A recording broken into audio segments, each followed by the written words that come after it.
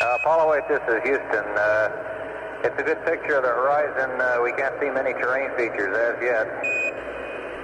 Apollo 8, Houston, we're beginning to pick up a few craters very dimly. The whole thing is pretty bright.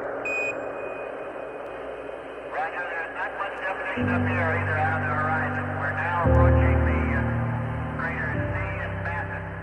I was immediately moved to tears.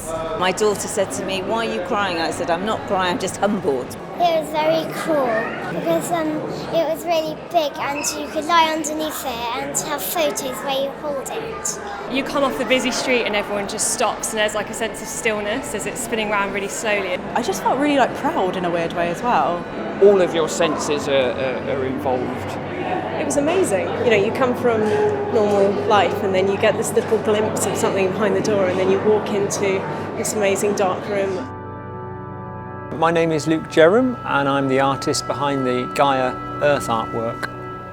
Humanity has been staring at the moon for 200,000 years. The moon has inspired so much music and mythology and literature in every culture right around the world.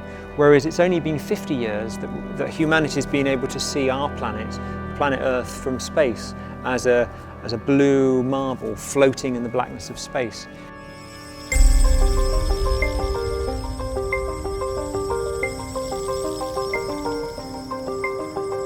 I was so mesmerised by it. It's quite awe-inspiring, really. That mixture of fragility and strength that is there. We were thinking about how small we were. And it feels like I'm on the moon and I'm looking at the Earth. It makes us wonder perhaps what we're doing to our world, what it'll be like for our children's children.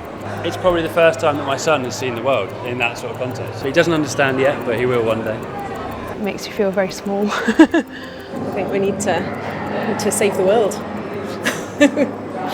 I'm hoping when people come and see this Earth artwork, they'll realise the beauty and the fragility of our planet and that actually it's our only home and we really have to look after it.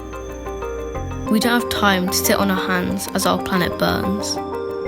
For young people, climate change is bigger than election or re-election.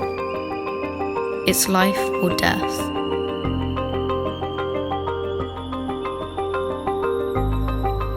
It will take radical action to save us. It will take radical action to save us. It will take radical action to save us. Nature is one of the most exciting, amazing and incredible things in the whole world.